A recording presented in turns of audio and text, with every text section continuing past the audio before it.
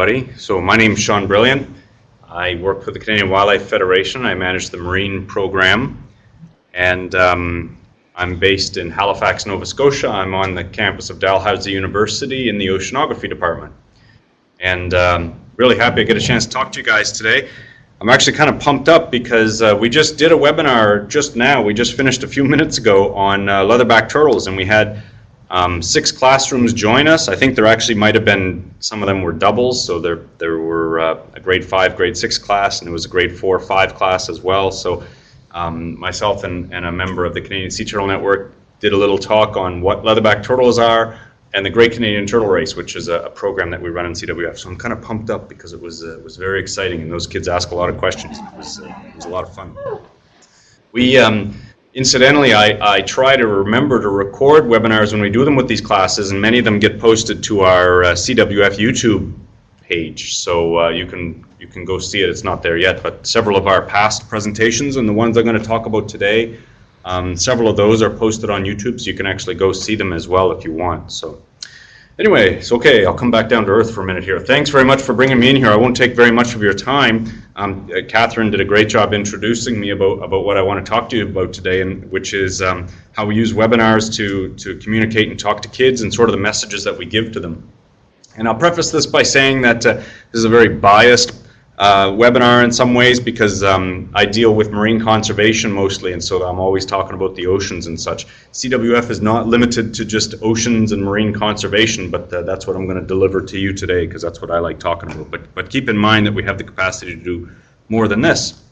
So I'm just going to get right into it. So we often talk about why marine conservation is important within these webinars with students. I guess that's what I'm going to talk to you about, is the types of things that we're talking about. One of the first things that I always point out is that this is our country, second largest country in the world, 9 million square kilometers, really big country, right? But we often forget there's also 6 million square kilometers of ocean that we're responsible for. So we are a very large ocean state. When you add on top of that we have the longest coastline in the world, of any country in the world, more than 240,000 kilometers of coastline, we clearly are a nation that has to pay attention to the ocean and the wildlife that lives there. So the mission of CWF is to conserve and to inspire the conservation of Canada's wildlife and habitats for the use and enjoyment of all. And this is what we really strive to do, and it's important that we're interested in not only conservation work, but inspiring people to recognize the need to do that. And our motto, your connection to wildlife, is something we take to heart too. We really look for ways to connect people to wildlife, because it is that connection that develops a need and an interest to conserve and protect things. So we have several programs that sort of engage people on marine issues, and I'm just going to give you some examples here right now. The ocean is very challenging because it's a place where nobody lives and very few people get to experience. So how do we connect people to the ocean, and how do we show them that it's important that we conserve or wisely protect and use the resources of the ocean? It's very challenging. One of the projects that we used is the Great Canadian Turtle Race, which we just finished doing a short webinar about. In this program, what we did is, up here in Atlantic Canada that I've just circled, we tagged 10 leatherback turtles. These are these giant 6 to 900 kilogram marine reptiles that come up to Canadian waters every year to feed on jellyfish. We put satellite tags on them, and then over a period of 8 to 10 months, we tracked them as they went down across the ocean and eventually went and nested. And we found one that nested, and we ran it as a race, and we took it as an opportunity to teach people about the ocean as well as about leatherback turtles, and it was quite a success. The race is coming to an end now. Is essentially coming to an end, but you can still see details about the race at www.turtlerace.ca, so I encourage you to go check it out. Another project that we had was the CWF Africa to America row that you may have heard about. These 4 crazy guys rowing across the Atlantic Ocean. They got just a few hundred nautical miles off the coast of Miami, which is what they were aiming for, and they got hit with the wave and they capsized. Nonetheless, it was a wonderful opportunity to do webinars. People were totally engaged and fascinated with what these guys were seeing and experiencing, and it was a great opportunity and a great venue for us to talk about what the ocean is, what marine wildlife is, and what conservation issues are all about.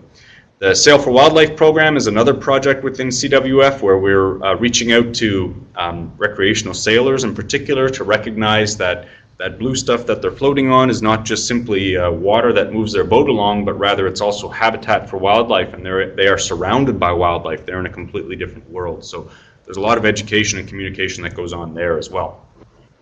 Within the Marine Conservation Program, the Canadian Wildlife Federation Marine Conservation Program, we do have a number of other conservation initiatives as well that I'll tell you about, just because I want you to be aware that we're involved in conservation as well. One of the big projects that I work on is the entanglement of large marine vertebrates like right whales, as you see on the left, and leatherback turtles on the right, trying to understand where the greatest risks are for entangling these animals, becoming entangled in fishing gear, which is one of the biggest threats to them, and trying to find ways to identify how that can be reduced.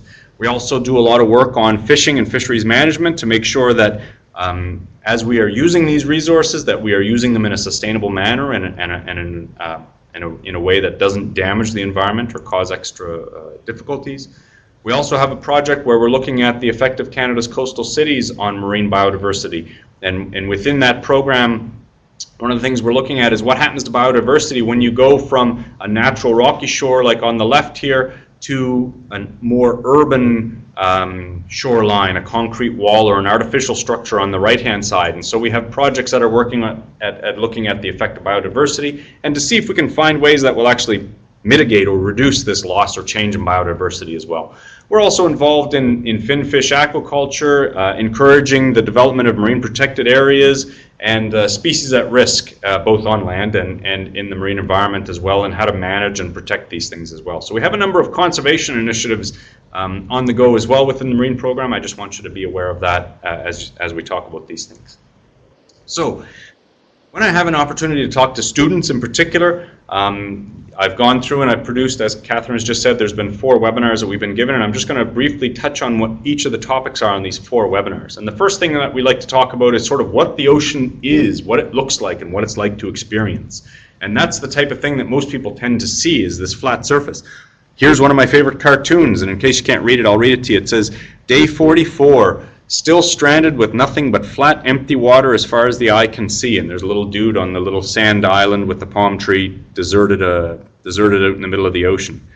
And in reality, the rest of the joke of this comic is this, is that there's all kinds of stuff that's going on in the ocean. We just can't see it. It's a completely different world from us. It looks like flat, empty water as far as the eye can see, but nothing could be farther from the truth. There is all kinds of activity and wildlife going on, and we need to know that that's there and be aware of it as we go about our lives. Within the marine environment, there are a variety of things that create different habitat. One of them is temperature, another one is movement of the water around the world, another one is the penetration of light into the water column that allows plants to grow.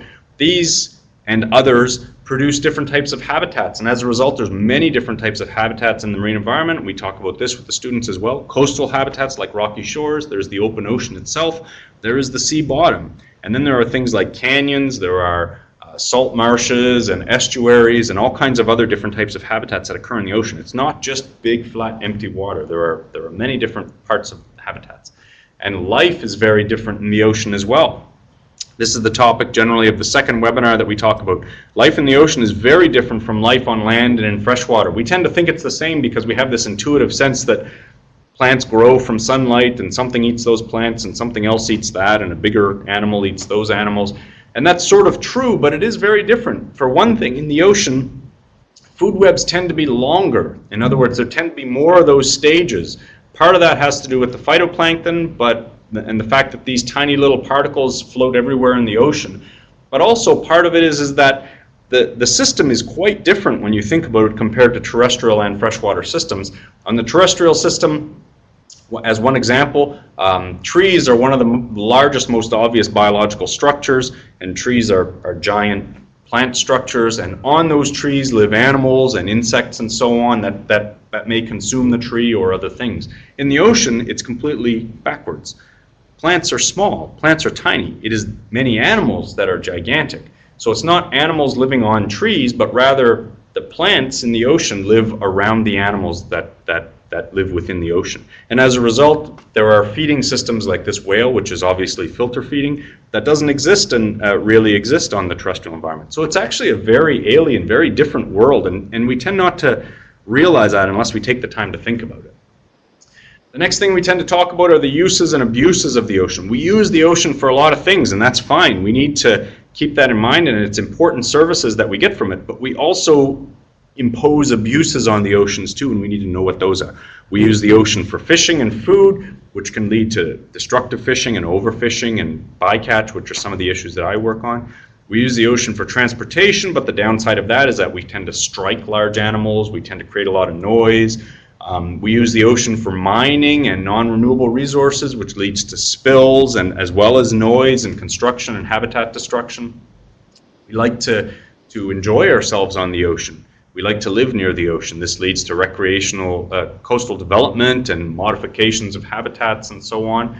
We use the ocean to get rid of our waste. Our sewage, whether it's treated or not, eventually goes downstream, and if you're on the coast like I am, it goes into the ocean. And so the sewage, the nutrients, the pollution that might go along with that is something that the ocean absorbs and assimilates for us. And then there's a variety of global effects that we have on the ocean just because of the nature of how we live. Our addiction to fossil fuels is one example where the ocean absorbs a lot of the extra CO2 that we're putting in the air because we burn so much oil is being absorbed by the ocean and causing important changes. And also a lot of our litter and garbage, particularly plastics, get wind up in the ocean and can cause problems there as well. So we talk about the uses of the ocean. I want to make it clear that we need the ocean. We use the ocean for a variety of things, but we also end up abusing it for a variety of reasons too. And what this inevitably leads to is especially when you're talking to grade school kids, is they're kind of shrugging, as I'm sure many of you are, which is like, well, what can I do about this? What can I do about overfishing or oil spills or sewage? These are things that we can't help but sort of be involved with. And this is my favorite opportunity to talk to students about what they can do, because there are things that they can do. And I've tried to sort of distill it down to these 5 items that I talk to them about and try and get them encouraged to use. And the most important of these to me is this first one: inform, educate, and influence. And by them wanting to learn about the ocean, informing themselves about the ocean and the wildlife, educating themselves to understand how we affect the ocean and the abuses we impose on it is the first step. And then there is an opportunity to influence these students. Even if they are young grade 4 students, within 10 or 15 years they are going to be decision makers in the world, making decisions about how we do things. They will also be voters and have a say in how we go about managing our world. And it's important that they understand what those choices are and how they go about making them. Reducing energy use is the other thing that needs to be done, not simply turning lights out when you leave rooms, but making the hard decisions, no longer using a car, trying to reduce our dependence on fossil fuels. This is extremely important. People hear it all the time, I realize, but it's actually very important for ocean conservation as well. Reducing our dependence on plastics. My personal issue with plastic water bottles and balloons and so on, these are single-use items that then go on and live for several thousand years, are also very important too. Reduce plastics is one thing that's important. The other thing that's also very important is sustainable seafood. The ocean and seafood is one of the few things that we still harvest from the wild for consumption. And we need to make important choices, or at least take responsibility for the choices that we make in terms of which food we eat, how it was harvested, where it comes from in particular. And deciding which is correct and which isn't is hard, and it comes back to being informed and educated, but you need to ask these questions. I encourage people to ask questions of their, when they go to restaurants or if they're buying seafood, ask what species the fish is in your fish and chips. Where did it come from? Did it come from Taiwan, or was it fished here in Canada? Was it caught with bottom dragging that caused a lot of habitat destruction, or a more benign method? This is hard stuff to do and hard to deal with, but students in particular are up to dealing with this, and they need to ask these questions. And the last thing we talk about is responsible marine travel and marine purchases. Everybody likes to go to warm countries and warm sandy beaches and so on, but they need to understand what the consequences of some of those things are. It's okay to do those things, and the experience you get when you see marine wildlife, especially in warmer waters, is transformative. It can really change your perspective. But to swim on a coral reef is an amazing thing, but if an area has unsustainable practices like photos of people standing on coral reefs or being destructive in what they're doing and experiencing the wildlife, you're not doing anybody a favor there. If the beach that your hotel is on was once a turtle nesting beach but is no longer a turtle nesting beach because it is a tourism hotel, then that is not a helpful thing as well. And you need to make these decisions. The curio trade and the aquarium trade is the same thing. Marine fish, to keep marine fish in a marine tank is an amazing thing. These are mind-blowing creatures. They're so incredible to keep. But something like 70 to 80% of the marine fish in the marine aquarium trade are wild caught. People go out and catch them off coral reefs and then sell them to the industry. There's still relatively little breeding that's going on to supply the marine aquarium trade. So these are the things. The main thing here is I mean, we're not trying to say or make judgment of what is right or what isn't right, except on a very large scale, but rather for students to understand what their actions, what the consequences of their actions and choices are in everyday life, in particular on the ocean, and to take responsibility for those so that they are understanding what their impact is and how they can possibly reduce that, as I hope they think that it's important to do. So those are the 4 webinars that we tend to talk about. I just wanted to really quickly run through sort of the messages that we tend to give them. This is the format that we use, which is a bit of a new format for many people. I'm getting a bit more used to it because I work mostly on my own out here on the West Coast, and CWF is a national organization, so I'm constantly communicating to other people. I'm getting used to standing in a room by myself talking to a computer, and it works very well this way. So I encourage you to take advantage of this if you get a chance, and I'll leave it at that. And if anyone has any questions now, I'm happy to answer them, or my email address is there, and you can just send it to me later. Thanks very much.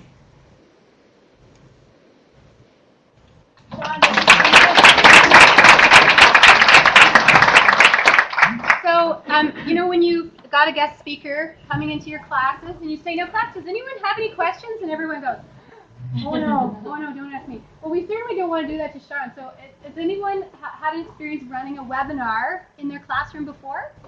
Nobody. Okay. Can anyone see the value of running a webinar like this with your students? Excellent. Do you want to know how to go about doing that? Yes. Okay. So, what do they do, Sean? Well, usually CWF. Get in touch with you.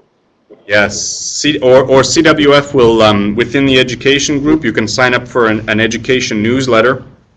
And for the last 6 months or so, since we've been sort of piloting this work, the education newsletter will go out and it'll indicate which webinars we're hosting and when they are. You simply sign up for it, they send you a link, and you connect in. And if you have a webcam and a mic, then you can communicate and show yourself. If you don't, you can still see and experience all of this as well. So that's the easiest way to do it.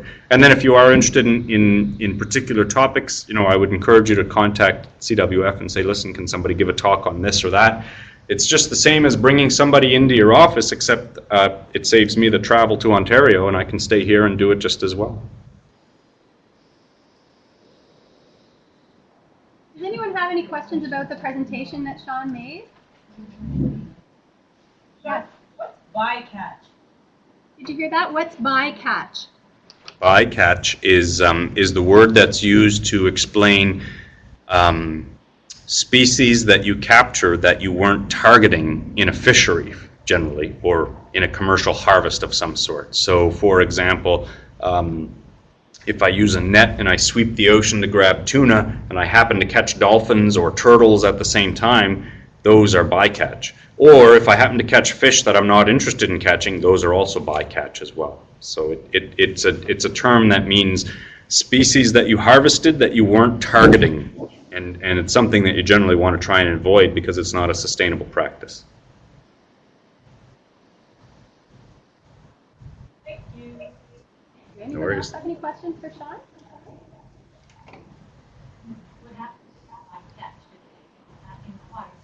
What happens to the bycatch, Sean? Is it returned to the water? Yes, so they are. There's different rules, and there is kind of different types of bycatch. If I'm sweeping the ocean for fish, or if I've got hooks in the water fishing for tuna, and I happen to catch a shark by mistake, and I don't have a license for that shark, then I got to try and release it alive back into the ocean. I'm not allowed to bring it in. In other cases, for example, like with whales and so on, it's not so much that they get caught by a trap, but rather they get tangled up in the gear, and you need to report that you've caught an animal by mistake that you weren't licensed to capture in the first place. And the government, the fisheries management group, tries to find ways to reduce actions that reduce this, or how to minimize it. it's a very large problem right now throughout the world. In fact, the FAO, the Food and Agriculture Organization, internationally is trying to find ways to deal with bycatch of fisheries that we don't intend to catch in the first place, and try to become more specific in our fishing methods so that we're not catching fish that we don't want to catch.